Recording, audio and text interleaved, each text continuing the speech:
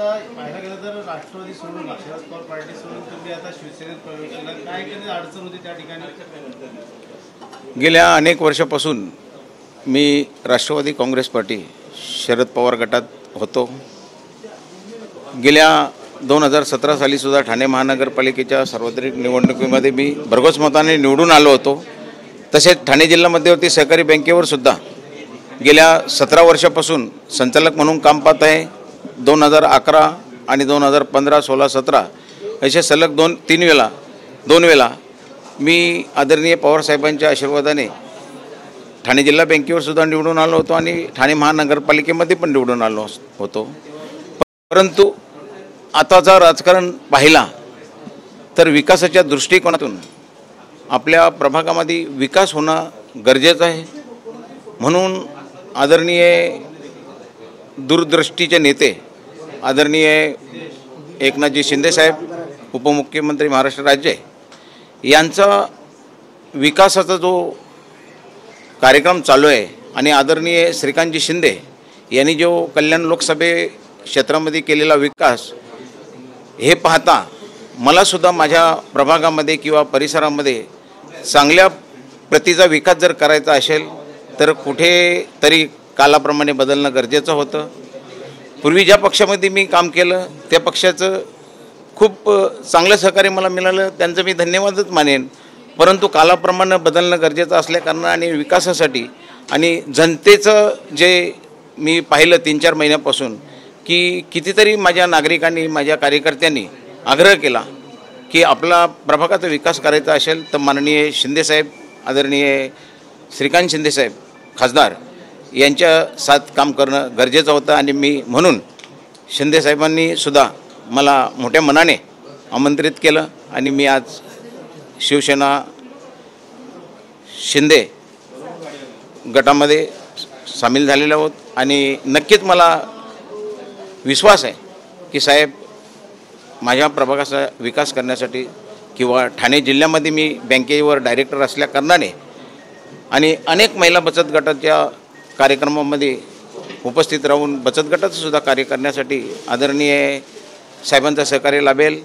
साहेबांनी जी योजना आणलेली आहे लाडकी बहीण योजना, आणि आमच्या ठाणे जिल्हा मध्यवर्ती सहकारी बँकेमध्ये सुद्धा 40,000 बचत गट आहेत, तर त्या बचत गटाच्या माध्यमातून सुद्धा लाडकी बहिणींची सेवा करण्याची संधी मला मिळेल अशी मी अपेक्षा करतो। बाबाजी पाटील एक वजनदार नाव पाहिलं जातं आगामी महानगरपालिकेत काय जबाबदारी दिलेली आहे, काय आश्वासन दिलेलं आहे? कुठेतरी निधी डावळला जात असतात, त्यामुळे कुठेतरी तुमचा विकास काम होत नाही, त्यामुळे तुम्ही इथे उडी घेतली? अशी काही आश्वासन नाही किंवा कुठली मला लालच दाखवली नाही, लालच मी तसा माणूस नाही। कारण असं अनेक वर्ष काम करत असताना कुठेही कुठल्याही प्रकारचा गालबोट न लागता मी काम केलेलं आहे। आणि साहेबांच्याकडून मला विकासासाठी अपेक्षा आहे का माझा प्रभाग असेल, कल्याण शिलपाटा रोड असेल किंवा मुंब्रा पनवेल रोड असेल, या भागासाठी साहेबांचं प्रेम आहेच आणि ते प्रेम द्विगुणित होण्यासाठी आणि माझं अनेक विजन आहेत। मी महानगरपालिकेमध्ये असतानासुद्धा जरी राष्ट्रवादी काँग्रेस पार्टीमधून निवडून आलो होतो, परंतु सत्ता शिवसेनेची होती।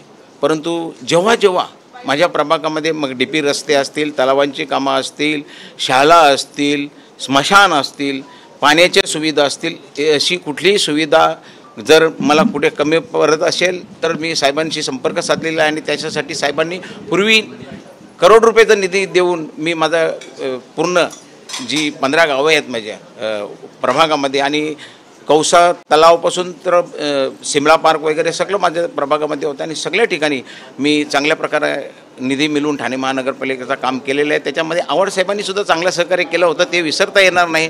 त्यांचे खरोखर म्हणजे चांगलं सहकार्य केलं। परंतु तुम्हाला मी पहिलाच सांगितलं की वेळेप्रमाणे बदलणं गरजेचं होतं आणि ते बदलतो। मला नक्कीच सहकार्य साहेबांचं मिळेल विकासासाठी आणि ते साध्य करणार। तुम्ही याच्या आधी देखील वेगवेगळ्या विषयांसाठी आक्रमकपणा दिसून आलेला आहे। आता तुम्ही सत्तेमध्ये आहात, महायुतीमध्ये आलेले आहात, पण लोकांच्या प्रश्न असतील किंवा तुम्ही वेगवेगळे समस्या असतील, तोच आक्रमकपणा अजून पण आपल्याला दिसेल का? 100%।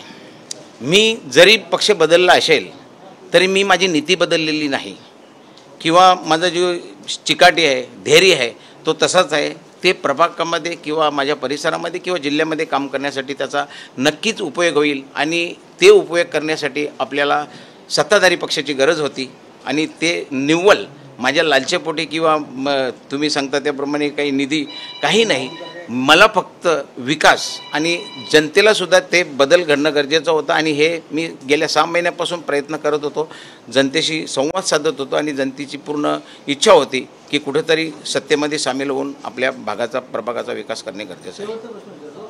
आव्हाड साहेबांचं तुम्ही आता नाव घेतलं, ज्यावेळी तुम्ही पक्षप्रवेश करताय त्यांना सांगून आलेला आहात किंवा कल्पना दिलेली आहे की थेट आज येऊन पक्षप्रवेश करताय? साहेबांना सुद्धा माहिती आहेच आणि मी कल्पना पण दिलेली आहे का साहेब, जर माझ्या भागाचा विकास करायचा असेल तर मला पक्ष बदल करणं गरजेचं आहे. साहेबांनी पण तशी काही प्रतिक्रिया व्यक्त केलेली नाही, तर त्यांनी पण तसं सांगितले का बाबाजी खरोखर जनतेची मागणी असेल तर माझा पण नाही विलाज आहे. पाटील साहेब यापूर्वी जेव्हा सार्वत्रिक निवडणुका मागच्या झाल्या त्या टायमालाच तुमचा पक्षप्रवेश निश्चित होता, परंतु काही कारणास्तव तो लांबला गेला असं काही चर्चेमध्ये होतं, काय सांगाल? 2017 साली सुद्धा साहेबांनी मला आमंत्रित केलं होतं, परंतु त्यांच्याच पक्षातील काही पदाधिकारी असतील, त्यांच्या पण प्रत्येकाच्या अपेक्षा असतात की माझा नगरसेवक निवडून येणं गरजेचं आहे. पण त्यावेळीसुद्धा साहेबांनी मला आमंत्रित केलं होतं, पण मी साहेबांना सांगितले की मी येऊन जर कुठे तुमच्या पक्षामध्ये गडबडी होत असेल तर आय एम सॉरी, मी राष्ट्रवादी काँग्रेस पार्टीमध्ये सुद्धा निवडून येऊ शकतो आणि मी ते करून दाखवलं. थोडक्यात हिंदीमध्ये. ओके सर, हिंदी में जानना चाहेंगे जो है आपका